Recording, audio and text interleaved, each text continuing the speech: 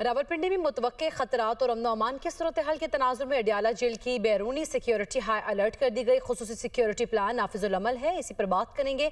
अहमद भट्टी हमारे साथ मौजूद हैं। अहमद, बताइएगा, कोई मुअय्यना मुद्दत तक प्लान ये जारी किया गया है या गैर मुअय्यना मुद्दत तक जारी किया गया है?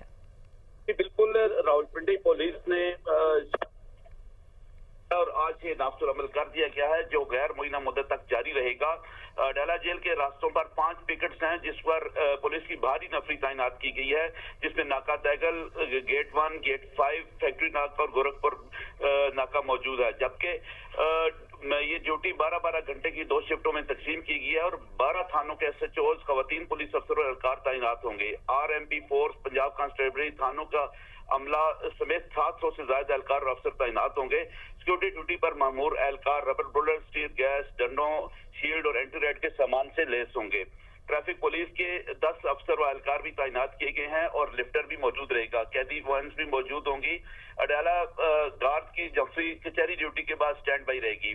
ड्यूटी की बराह रास्त निगरानी SP सदर अनम शेर करेंगे, जबकि थाना गुजर खान, मंदरा, खौटा, कलर सईदा, दमयाल, थाना चक्री, रवात, चौंतरा, विमेन, मोरगा, कैंट और सदर बैरूनी के SHOs और उनकी नफरी भी तैनात होगी।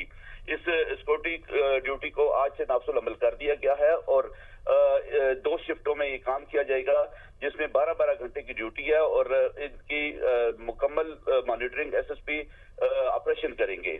जी ठीक है, शुक्रिया अहमद भट्टी, आप हमें आगाह कर रहे थे।